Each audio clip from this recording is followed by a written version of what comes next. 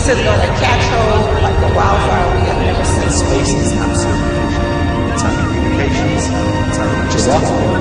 It's pretty memorable as well, especially I'm part of something that history is going to make. What we are experiencing with the greatest commercial film of our You know, Richard, you're right. He's just an incredible entrepreneur and a very The important thing about today's accomplishment is this is not an end, it's just a very good beginning. This will be a trip like no other.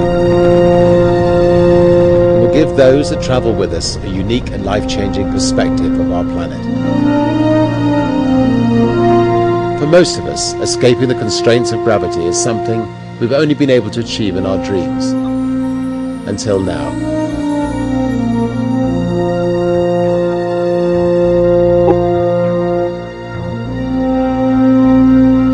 Virgin Galactic is now on the final stretch to becoming the world's first commercial space line.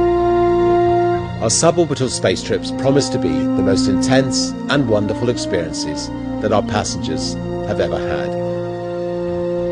We, and I hope you, will be travelling on a spaceship owned and operated by Virgin Galactic. Our spacecraft have been designed so that each of our passengers will have the room and the freedom to enjoy the amazing sensation of weightlessness. Large panoramic windows will allow you to see clearly the curved Earth over 100 kilometers below and the colours of the fragile atmosphere protecting our vulnerable planet. It will also be at the heart of our ability to offer a breathtaking journey in an environment which will be as safe as we can possibly make it, and of course in the style that Virgin is so rightly recognised for. We had spent many years on a frankly fairly futile search for technology that could be developed into a vehicle which would meet our specifications for safety, environmental impact and commercial viability, and of course the potential for a great customer experience. But Routin's Spaceship One and those flawless history-making X-Prize flights in 2004 suddenly changed all that, and we grabbed the opportunity. We showed that it is feasible for industry to develop and fly manned spacecraft. But the more important thing is that what we did on our program is to develop safety solutions. Spaceship Two has a unique feathering configuration. And what that does, it allows it to re-enter the atmosphere in a carefree fashion. Now what that means is the pilot or a computer doesn't have to perfectly line it up. It can come into the atmosphere at any angle and it'll straighten itself out without the pilot having to fly that or without a computer having to do it. It's just that simple.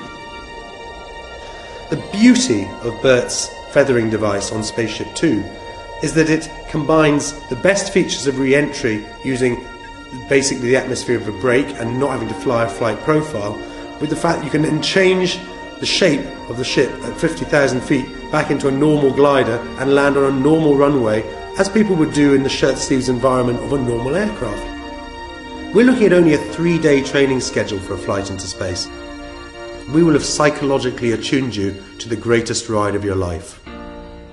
Well, the day that Bert won the X-Prize was a hugely significant one for us. I remember chatting to Brian Binney, the pilot on that epic flight. He said it was a journey of contrast, describing the enormous forces that pinned him to his seat and the tremendous noise as the spaceship powered out of the atmosphere. Then suddenly, the dramatic and absolute silence of space. The vibrations go away, the shrieking, shrilling noise of that rock motor disappears, and you get this instant karma of weightlessness. Someone's pulled back a stage curtain for your eyes only, this black void that's space. It's a mystery, but you get a sense of its majesty as well. There's this panorama, like you've never seen. It's majestic. And separating these two extremes is this thin blue electric ribbon of light. That's the atmosphere. You cannot appreciate the experience just by looking at a magazine cover, just what it is like to take it in with your own eyes. And everything you feel in your body is the same way. It's wow. Since the announcement in 2004, the project has reached and passed many important milestones. We have a truly inspiring design for our home at Spaceport America in New Mexico, an ever-increasing family of pioneering customers,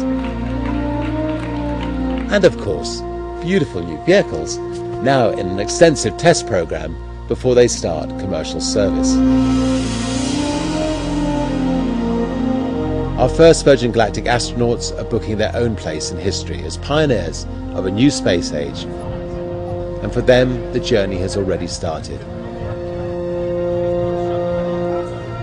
Being part of this club is a great learning experience. You're meeting great people.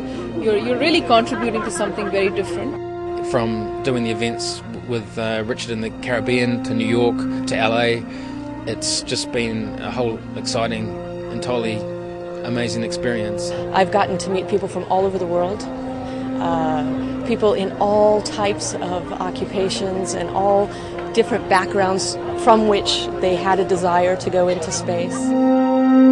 Like many of our fellow future astronauts, I've already completed my centrifuge experience with my son.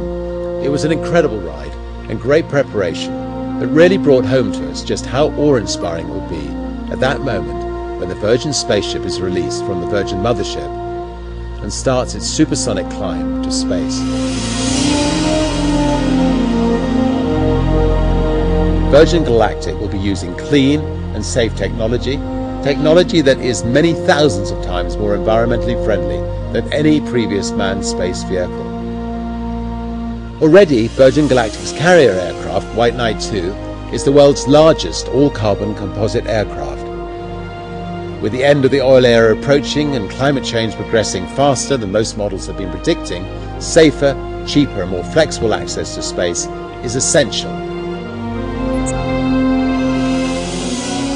Access to space really does matter for the future of mankind, and currently we only have 50-year-old space systems to get there, which are very expensive and very environmentally damaging. But if we can get robust, safe, and more importantly, environmentally benign and very cheap access to space, we can do things up there that were never imagined a few years ago.